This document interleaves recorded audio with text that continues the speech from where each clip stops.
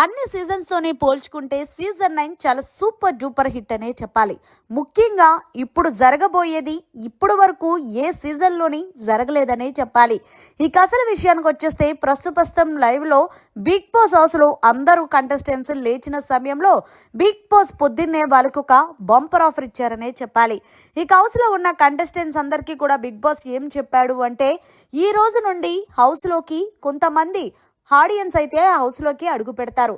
వాళ్ళు అడిగే క్వశ్చన్లకి మీరు ఆన్సర్ చెయ్యాలి అంటూ బిగ్ బాస్ తెలియజేశాడు.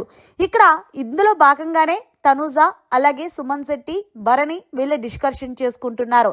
అదేంటి బిగ్ బాస్ ఆడియన్స్ని లోపలకు పంపించి క్వశ్చన్ అండ్ ఆన్సర్స్ చెప్పడం ఏందో నాకు అర్థం కాలేదు, కానీ ఏది ఏమైనా సరే ఈ ఐడియా అయితే చాలా బాగుంది కదా అంటూ తనుజ చెప్పుకొచ్చింది. దీంతో ఇమాన్యుయల్ అంటున్నాడు, దానివల్ల మనకేం బెనిఫిట్ ఉంటుంది తనుజ అంటే, తనుజ అయితే చాలా క్లారిటీగా చెప్పింది. ఆడియన్స్ ఇప్పుడు హౌస్లోకి వచ్చి మనల్ని క్వశ్చన్స్ అడుగుతారు. క్వశ్చన్స్ అడిగే దాన్ని బట్టే మనం హౌస్లో ఏ తప్పులు చేస్తున్నావు ఏంటి అనేది అర్థమవుతుంది. అలాగే మన ఆటకి ఇంకొంత హెల్ప్ అవుతుందనే చెప్పాలి.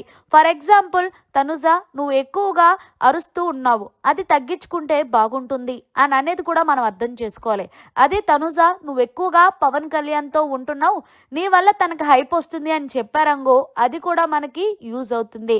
ఇంకా విన్నర్ అవ్వడానికి 3 వారాలు ఉంది కాబట్టి ఓటింగ్ కూడా ఈ రోజు నుంచి స్టార్ట్ అవుతుందంటూ బిగ్ బాస్ తెలియజేశాడు. కాబట్టి ఇంకా విన్నర్ ఓటింగ్ కూడా ఈ రోజు నుంచి స్టార్ట్ అవుతుందంటూ బిగ్ బాస్ చెప్పాడు. కాబట్టి నిజానికి చెప్పాలి అంటే ఇక్కడ మనకి చాలా ప్లస్ ఉంది. ఇమాన్యుయల్ ఎప్పుడు ఏం జరుగుతుంది అనేది కూడా. సో నాకైతే చాలా హ్యాపీగా ఉంది నాన్న అంటూ భరణితో అయితే డ్యాన్స్ చించేసిందనే చెప్పాలి తనుజ. సో ఫైనల్ గా మరి బిగ్ బాస్ తీసుకున్న డెసిషన్ కరెక్టా కాదనేది కమెంట్ చేయండి.